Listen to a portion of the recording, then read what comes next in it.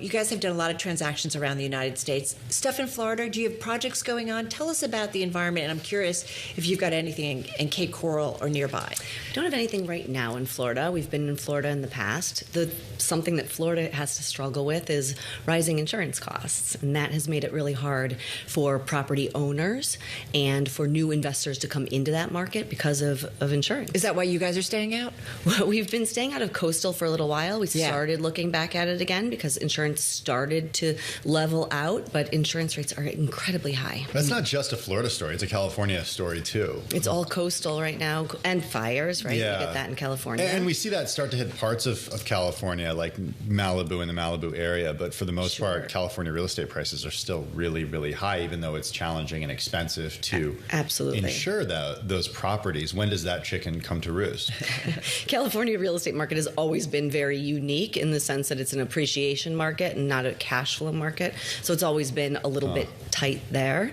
But when does that stop? I don't. It's a market that seems to not follow economics. And you don't have anything in California right now, We right? used to. We started in California. That's where we were for 10 years, and we do not now.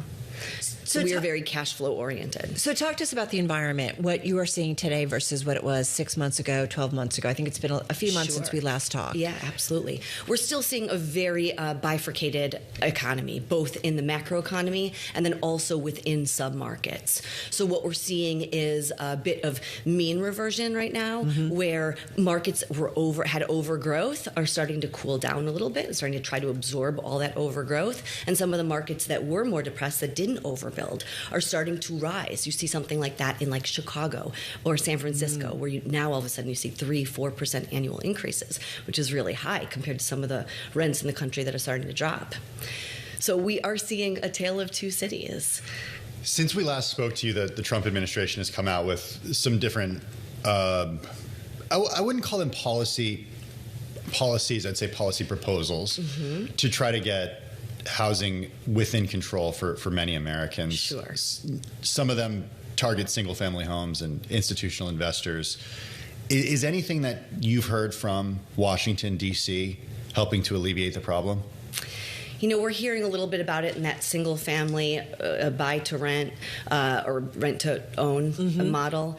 And we're not seeing it we don't hear proposals coming out as how are you going to help workforce housing or market-rate housing, right? So there are ways to help as far as subsidized housing, like Section 8 or something like that. But ultimately what it comes down to is cost of living is rising so much, and it's more so than the cost of actual housing.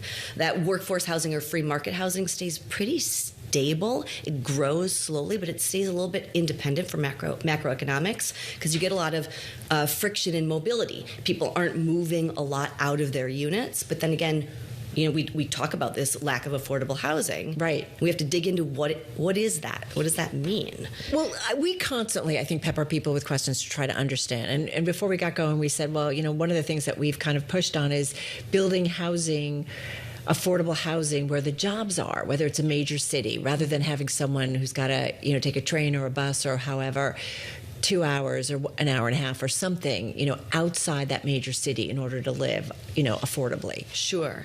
I mean, you see something like New York right now, and you've got units here that are vacant, but it's hard for landlords to bring them back online.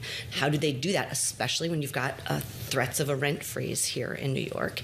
How do you offset that for the landlord? So it's cheaper for them to leave them open than to rent them at a below market rate. That's true in some of the places in New York. New York is very specific. Okay. But not in other cities? In other cities, you're not seeing that as much, but you don't have those freezes like that. Even in places where you do have rent control, we are seeing some relief on other sides. I think that we do see that cities are starting to recognize that keeping landlords from raising their rents ends up hurting affordability overall.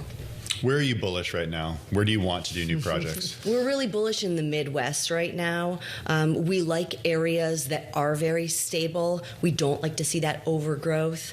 We like to see places that are that have a lot of economic growth as far as workforce. So where in the Midwest? We love Ohio right now. We're buying a lot there. It's a great time to invest right now if you're very discerning and specific with what you buy.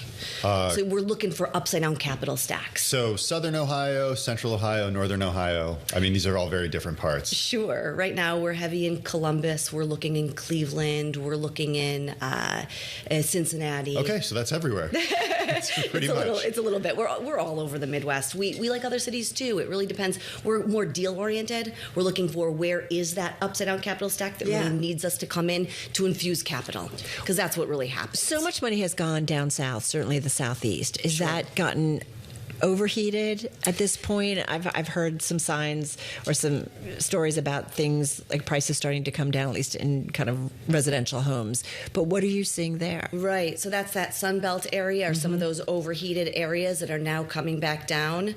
So I think that what happened is there was this oversupply of building, right? We hit this peak of building in like 2022. Those units started coming online. If you take a look at where we're at today, new development is 70% in 2025 below where it was at its peak in 2022. So now we're seeing that absorption. And so that drops prices for a little bit, but they'll even out and start to come back. So Amy, in terms of affordability, bottom line, in your view, it's more about like thinking about why is it that people can't afford to buy homes? And is it wages, or like, is that what we need to be focusing on in your view from what you see? Right. So in what I deal with, we are not really competing against the home market. We are providing housing for renters by necessity as opposed to lifestyle renters or people who choose. But what we're seeing is really it's cost of living is high and cost of mobility is high. And so that just getting out and packing up and moving and getting a new security deposit down somewhere, and that the costs of that is what is expensive. So we're seeing a lot more concessions on the front end as opposed to